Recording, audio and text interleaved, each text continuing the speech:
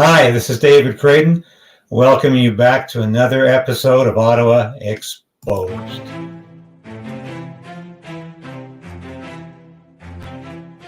Maybe they're beginning to realize that Justin Trudeau is responsible for all this trouble.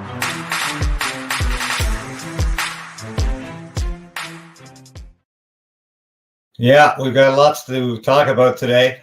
It's been another big week. Of course, it was budget week. We'll be getting to that very closely here. And but first of all, I want to show you an exchange between Prime Minister Justin Trudeau, yes, our favorite Prime Minister. We just love to attack that favorite Prime Minister, and official opposition leader Pierre Poilievre in question period on Tuesday, a couple of days ago. The two were discussing an issue that's dear to both of their hearts. Trudeau wants to take away all of your guns, all of your shotguns, doesn't want you to have a handgun, never, ever, and even your antique guns. He wants to go after those. But Pierre Poilievre is pointing out that crime and violence isn't always a result of gun violence. Sometimes people get stabbed. And we had two recent episodes of that. Horrifying stabbing in Vancouver, my old stomping grounds, right off Granville Street, downtown Vancouver, Starbucks. And the father of a young girl was stabbed, apparently because he told a nearby person to stop vaping in his daughter's face. And he got stabbed for it. And recently as well, just last weekend, there was a teenager sitting at a Greater Toronto Area subway station, Keel Valley, I believe, and was attacked by another person with a knife, stabbed, died in hospital of his injuries. Hours later, once again, an unprovoked attack. This individual apparently said nothing at all. I was just sitting there harmlessly, peacefully, and was attacked. So Pierre Poilievre brought up these incidents in the House this week. And what did Justin Trudeau do? Well, you'll see in a minute. But of course, what does Justin Trudeau always do? He ignores the question. He ignores the facts. He ignores the reality. And he wants to talk about his favorite issues, which in this case is gun control. Now, I don't know what gun control has to do with stabbing, but let's have a look at this clip. How ridiculous. Under his policy of targeting law-abiding citizens while we're allowing repeat violent offenders to go out on the street again and again, we've seen a 32% increase in violent offenses. And in fact, one of the detectives close to the case in Toronto said that the offender was out again on numerous releases.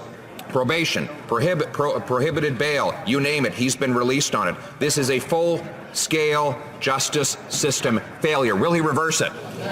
The Right Honourable Prime Minister. Mr. Speaker, amidst all this tragedy, it's interesting to see the lengths to which the Conservative leader will go to avoid talking about his desire to weaken gun control in this country, to bring assault weapons back into the communities where they were banned over the past couple of years by this government. We've put a freeze on handguns, the market across the country. We're strengthening gun control, and every step of the way, the Conservative Party stands against it, Mr. Speaker. And that's why I'm asking them, with their concerns about public safety right now, will they step up and accelerate the passage of C-21 when it comes back to this House for third reading? Leader of the Opposition. When we were in office, in the last year, there was 124,000 fewer violent crimes than there was last year.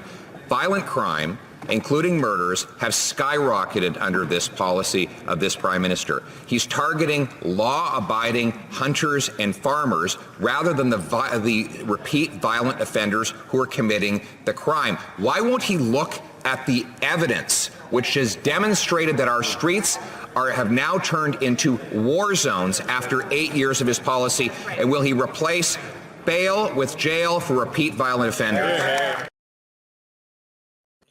Okay, so as you just saw, there's really two issues here. The first of all is Justin Trudeau again appealing to gun control when the incident has nothing to do with gun control. It's got everything to do with violent offenders being on the street. And if they can't use a gun, they'll use a knife. And this is quite clear. This is about crime and violence. And Pierre Poilievre, Conservative leader, points this out quite eloquently, I think. But he also is getting at the fact that there's bail reform needed in Canada, and that's because the Trudeau government is allowing violent repeat offenders to get out of prison immediately, right away. We've got people with multiple convictions wandering around and continuing to commit crimes. Now, this is a huge problem for Canada. And I think Pierre Poilievre is illustrating this and demonstrating this very well in this exchange. But once again, the synapses aren't always working for Mr. Trudeau. And at least he is not caring or wanting to draw the correct parallels. This is about violent crime, not about gun control. And Trudeau can go on and on about taking away shotguns and hunting rifles and all manner of antique firearms from lawful gun owners. But he is loath to do anything about those violent criminals on the streets who are creating the crime. And that is clearly the problem here. Now, I want to move on to the budget this week, which I think was, a huge issue. And yes, look at that lovely photograph of the he's got everybody there, right? Everybody there that is affected by this budget. And you wonder sometimes what they're really trying to do here. But I want to discuss the budget briefly here because it's once again there's a number of flaws in this budget, and you have to wonder where's all the defense spending. This is a government that has committed itself to the acquisition of the F-35 Joint Strike Fighter. Very little talk about that or any defense spending in the budget. And of course, we know that our finance minister, Chrystia Freeland, who's also the deputy prime minister, really is yearning for that top spot at NATO. She wants to be NATO Secretary General. So if she wants that badly, why isn't she talking more about defense spending in this budget? That, of course, was an issue that came up last week with the summit between President Joe Biden and Prime Minister Trudeau. Biden is anxious to see Canada spend more on national defense. We'll be getting to that later, but once again, it wasn't in the budget. Interestingly, what was in the budget? And I've just written a column about this for the Epic Times, actually, which you can see tomorrow. But it's interesting that the budget spoke a lot about agriculture, and it usually doesn't. But this has been so underreported. The government is encouraging Canadian farmers to not use fertilizer, and it's providing some financial incentives to do that. But they don't seem to get it. It's got nothing to do with farmers not being able to afford fertilizer. The government could easily take these tariffs out of the way and allow Canadian farmers to buy the fertilizer. What this has to do with is that Canadian farmers need fertilizer at any price. They need to buy fertilizer. You can't discourage them from buying fertilizer because it's allegedly bad for the environment. And it's not. It's good for the environment. It's good for growing crops. And we need the food to live and breathe in this country. And the problem is that this Trudeau government is so ideologically aligned with the climate change crisis activists and the people who think the world is going to end in 10 years if we don't arrest the climate change, that they are prepared to risk famine in this country because we're not going to have enough crops to feed the country, let alone feed the world, which Canada has always been able to do. But the Trudeau government is so committed to the climate change fanatics, these people who really believe that climate change is what bothers people rather than having an empty stomach or a house they can't live in. They really believe people are obsessed and really worried and hot and bothered over climate change. And that is not the issue at all. That is not what's happening. And it's quite interesting to me that the Trudeau government is prepared to risk famine in this country over this. I think this is absolutely outrageous. And the budget really, it talked about a few cost-saving measures and reimbursing. And it was, as usual, a weak budget from a very weak government that is floundering at the moment. really doesn't know what it wants to do except stay in power for the sake of staying in power. And, that is what Justin Trudeau has always striven to do. So I want to move now to a visit last week. U.S. President Joe Biden came to Canada, gaffe galores, as he always does every time he opens his mouth. Actually had one of the better days he's had in a long time, despite making a lot of mistakes in the statements he made. But I found it quite interesting. We got this clip when Biden was introduced to the movers and shakers in Ottawa, and one of those, of course, was the leader of the official opposition, Pierre Poilievre, who makes a return appearance here. But let's just watch this. Government representative in the Senate, and the son and grandson of very proud Democrats. My mom's from Florida, so it's a pleasure to meet you, sir. Welcome. God love it. Thank you. Mr. President Pierre Poilievre, leader of His Majesty's loyal opposition. Loyal opposition. Absolutely. We believe that opposition is an act of loyalty in our system. We do too. We do too, unfortunately. Yeah, that's a very telling remark from Biden. Whether he's kidding or not, does he think there's something funny about saying we don't need opposition?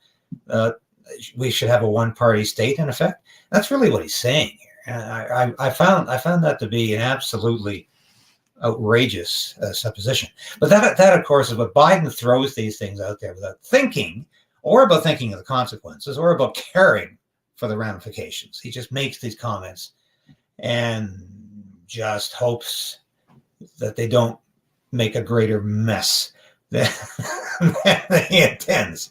But I found that to be a very interesting remark. And of course, Biden, I'll play probably the most played gaffe of his trip here when he misspoke in this occasion. I applaud China for stepping up. Excuse me. I applaud Canada. You can tell what I'm thinking. Well, so he's applauding China, is he? The China disaster continues to be just that for the Trudeau government, and they're not recovering from this very easily. And I don't predict they're going to recover from this. And this whole trip with Biden was like a 24-hour distraction, and it enabled Trudeau to appear to be a statesman for one day. And that's about all he can ever do. When he's out of the country, you recall, he is anything but a statesman.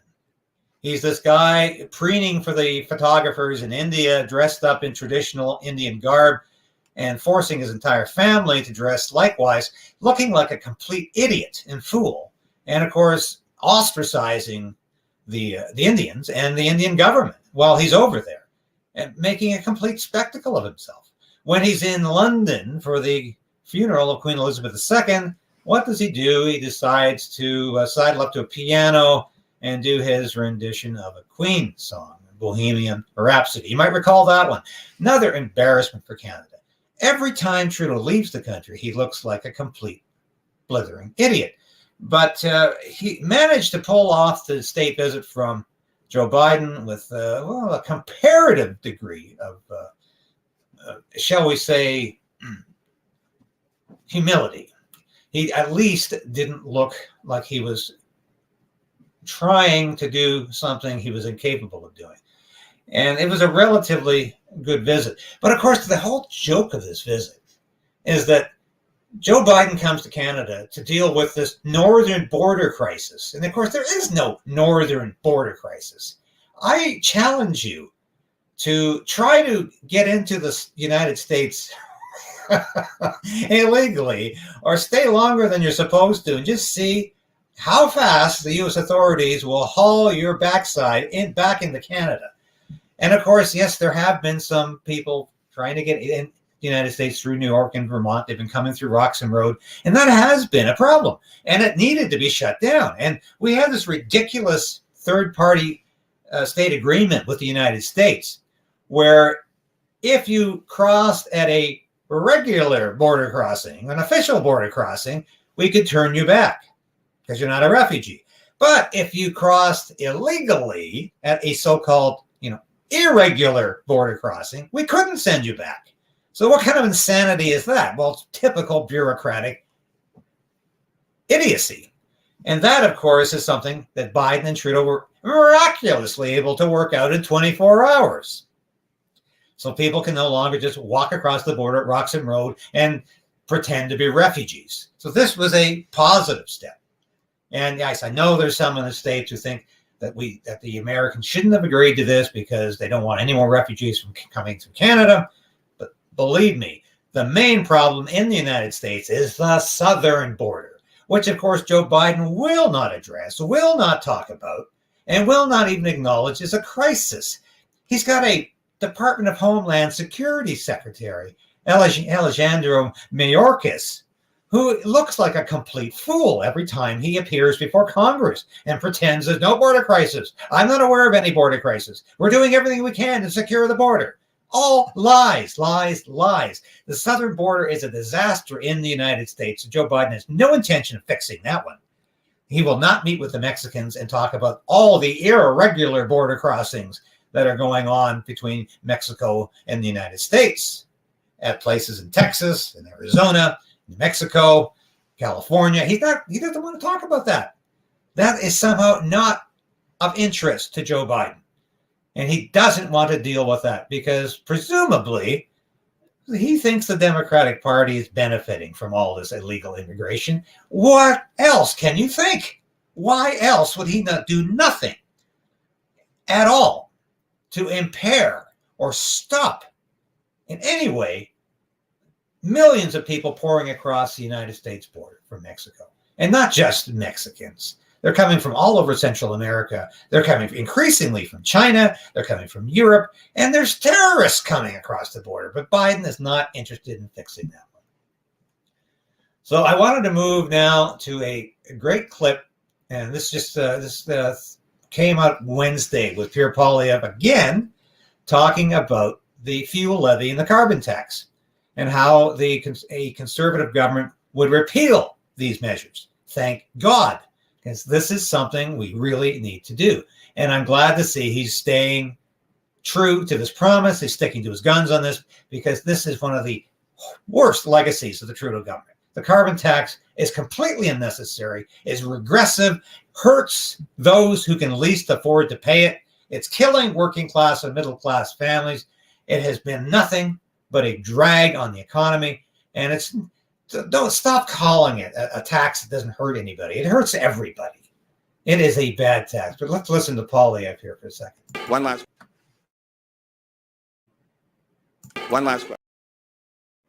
question. Will you guys cancel? You talked about canceling the carbon tax. Would you cancel the fuel levy and also the industrial pricing system?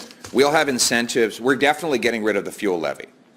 But the fuel levy is a tax on consumers for doing things they have no choice but to do. People need to heat their homes and drive their cars. We live in a big, cold country.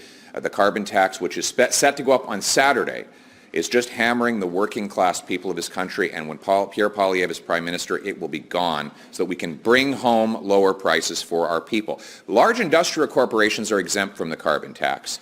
They have something called an output-based pricing system, which is largely administered by the provinces. And they're exempted from the carbon tax because the government has admitted the carbon tax would drive those industries out of the country, which is an admission that carbon taxes kill jobs and drive industry to other countries. My purpose is exactly the opposite, to bring home our money, bring home lower prices, and bring it home for Canadians. Thank you very much. Thank God for that. At least we have a commitment to get rid of this regressive carbon tax, which is doing nobody any good. And once again, is an example of how the Trudeau government plans and implements policies on the basis of ideological assumptions.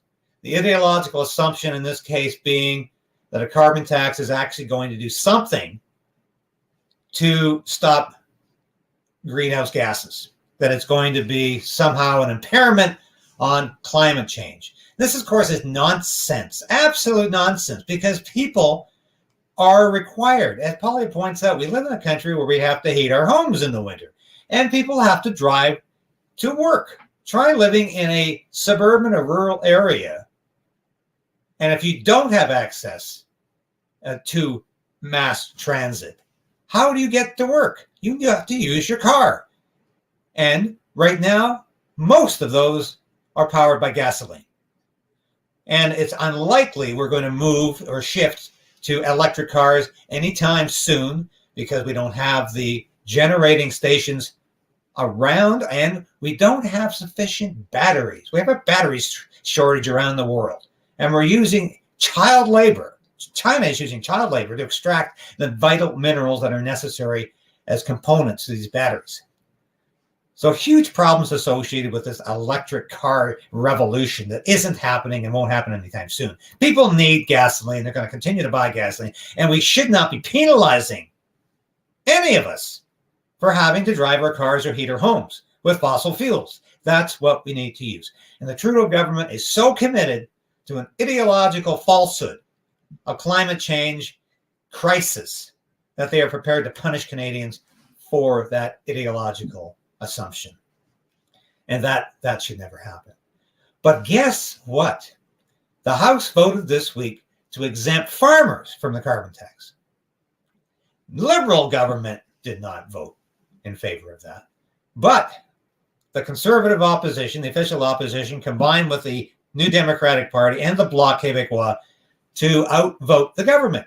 So increasingly, we are seeing the opposition rebel, the complete opposition, all three parties in that opposition, and you can include the Green Party in that if you want, but all opposition parties are uniting against the government, especially over China, but this time over the carbon tax. I found that quite interesting. And the fact that the Green Party of one actually decided to support the opposition measure to exempt farmers from the carbon tax. Liberal government didn't. But you know who didn't as well in that Liberal government? Interesting. The Agriculture Minister, Bibo, decided she was going to vote with the government. She's supposed to be supporting agriculture, isn't she? Well, let's have a look at this because I find this quite interesting.